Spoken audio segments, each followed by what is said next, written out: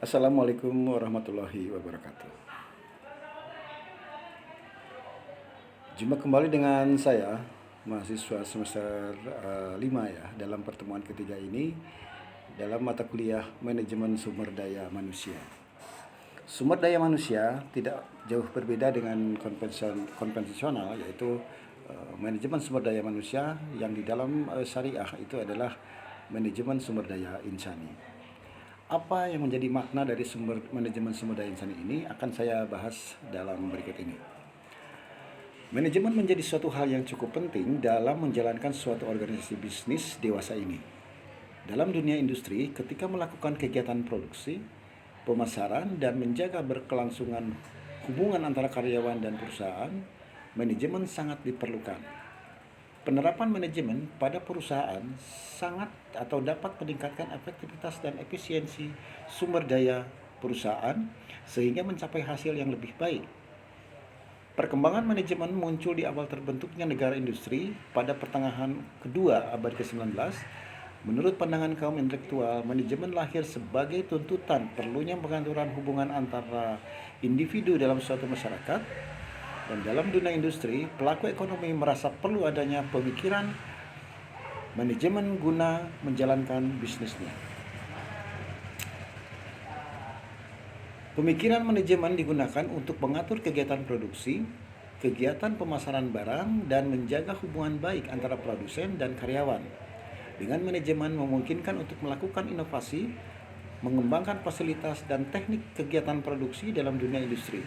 Dalam rangka mencapai tujuan, faktor manusialah yang menjadi kunci keberhasilan di dalam sebuah manajemen organisasi. Jika tidak didukung oleh sumber daya manusia yang berkualitas, maka organisasi atau perusahaan tersebut tidak akan mencapai tujuan yang maksimal. Manajemen sumber daya insani dalam Islam sesuai dengan tuntutan Al-Quran dan Sunnah Rasul. Agama Islam sebagai agama mayoritas penduduk Indonesia mewarnai seluruh aspek kehidupan pemeluknya, termasuk kehidupan ekonomi. Sumber daya manusia merupakan kekuatan terbesar dalam pengelolaan seluruh resources yang ada di muka bumi. Karena itulah seluruh ciptaan Allah di muka bumi untuk kemaslahatan umat manusia. Oleh karena itu, sumber daya alam ini harus dikelola dengan benar karena merupakan amanah yang akan diminta pertanggungjawabannya kelak. Hal ini hanya bisa dilakukan oleh sumber daya manusia yang profesional.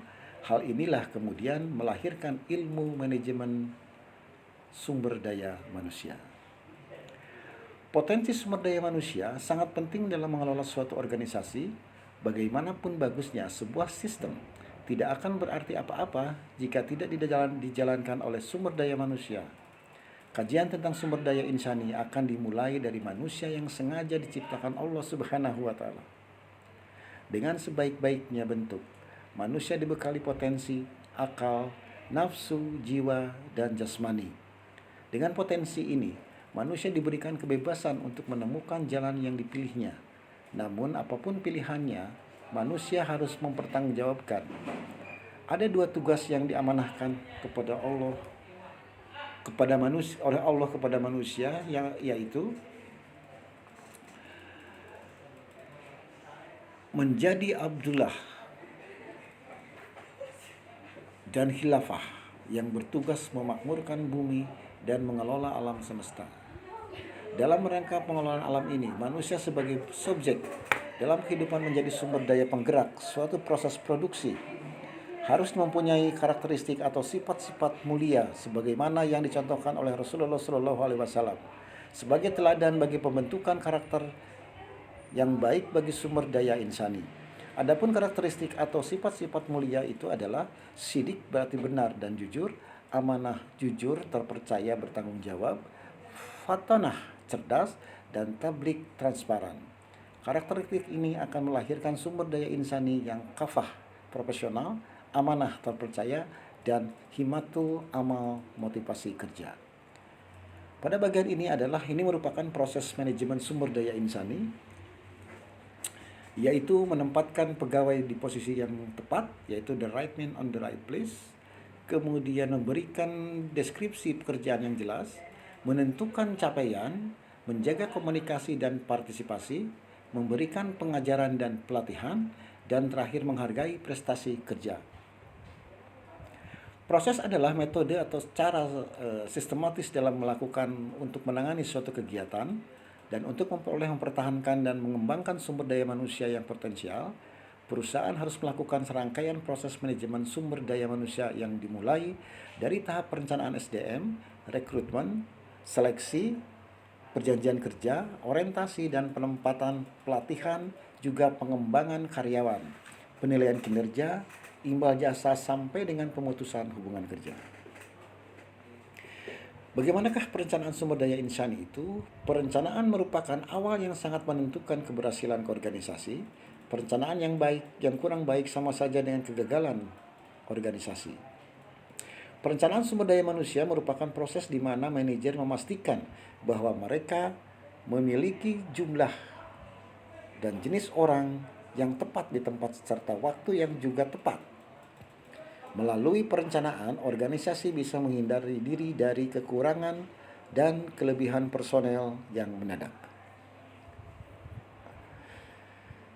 Rekrutmen adalah perusahaan memperkirakan jumlah tenaga kerja yang dibutuhkan, memperkirakan suplai tenaga kerja, dan melakukan analisis jabatan.